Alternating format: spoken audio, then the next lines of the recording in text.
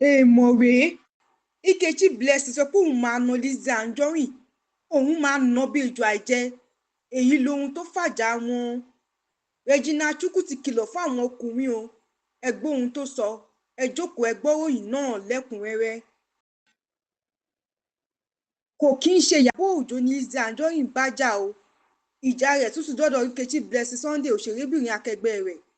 Tíyẹn sọ pé òun máa na Lizzy Anjorin bí ọmọ kékeré tóun máa na bí ejò àìjẹ, àti pé kó mú ibi táwọn ti máa pàdé. Nkechi Blessing sọ pé ìpinnu òun láti má fa wàhálà lórí ẹ̀rọ ayélujára, ṣùgbọ́n òun ní ìpinnu láti má fa wàhálà lórí ẹ̀rọ ayélujára ṣùgbọ́n òun máa yẹ̀yẹ́ Lizzy Anjorin tóun á sì wọ́ tuurutu sábúlé wọn.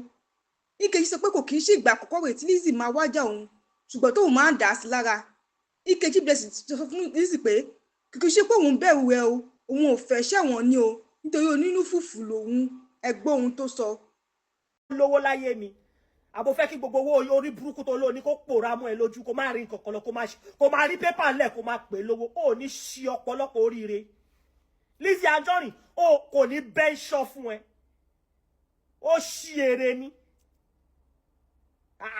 Ẹ má gbà mí lọ́wọ́ olórí burúkú tó lọ fowó fọ́kọ. I've not heard this, mi ò sì gbọ́ nínú ìtàn rí pé ọkùnrin máa ń kó wálé obìnrin. Olórí burúkú ìwọ abẹ́ ẹ̀ ló wà, kò lè kúrò lábẹ́ ẹ̀, àbó ṣí èrè ni. Wọ́n bá mi ṣépè fún àwọn tó ní ẹni, kò fẹ́ dá fún ẹni. Ìwọ tó sọ pé olówó ò lè gba all, so owó orí burúkú ló ní. A ṣí èrè. Any small thing ó máa ní kinní kan ṣe kinní kan, gbogbo owó orí burúkú tó ní tó lè parẹ́ mọ́ ẹ lójú in split seconds. Are you stupid? Are you mad? Ìwọ àti ta ni? Ṣé tó pé mo ti dákẹ́ mo ti wẹ̀ láti jọjọ, ṣé kò fẹ́ dá fún ẹni? Ìwọ tó ṣe wedding pẹ̀lú owó lápò, torí ẹ̀ ló ṣe lè gba all, ló sọ pé ó ṣe wedding gidi, ó ṣe lórí burúkú ni ẹni. Wedding àwọn albanjiri, ẹ kó plastic chair white síta, ẹ wọ wedding gown 25, ọkọ yẹn náà wọ aṣọ pẹ́rú 15, gbogbo nǹkan tẹ́ fi ṣe wedding yìí kò tó 10,000, lórí burúkú làwọn tó ní Lizzy ni. Ọlọ́run fẹ́ pa ẹ fún mi ṣá. Ẹ máa gbà mí lọ́wọ́ olórí burúkú aṣièrè olówó ogbó tó ń ṣílẹ̀kùn fólè arìndì. O ti ṣẹ́ èpè ti gbọ́. Sórí gbogbo èpè tó ṣẹ́ yẹn ó máa padà sí ìrankíran ẹ̀, ìrandíran ẹ̀ ó máa padà sí orí wọn. Ṣó ń gbọ́ mi? Olórí burúkú. Bí o ní nǹkan kan bẹ́ẹ̀ sọ, mo kò fẹ́ wá sọ fún ẹ pé gbogbo èpè tí o ṣẹ́ sí èmi ó máa padà sí ẹ. Ṣó ń gbọ́? Àwọn wedding àwọn almanjiri. Kò sẹ́ni tó rate ẹ lórí internet now. You're very stupid. Her husband has never come for you. Did my mother ever come for her? Are you mad? Ronnie kò fẹ́ dá fún wọn gan tó type ni. Kò fẹ́ dá fún wọn tó type ni. Did my mother come for her? So why mentioning my mother's name? Ronnie too slick. Are you stupid?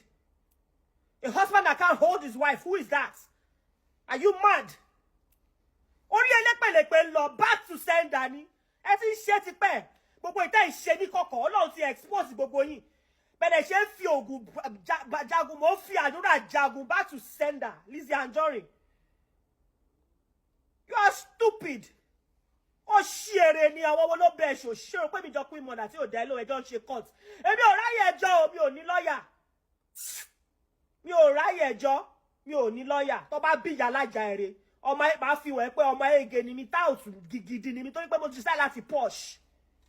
Kọ́ bá èmi àti ẹ̀kọ́ bá mú date. Màá lù ẹ̀ bí ọmọ eke. Wo. Ṣé wèrè tó gbé sílé? Abolórí burúkú ni ẹ ní Lizzy Anjorin. You have issues with me. Face me, leave my mother out of it.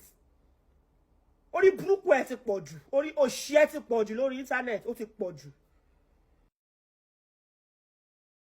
Wo tí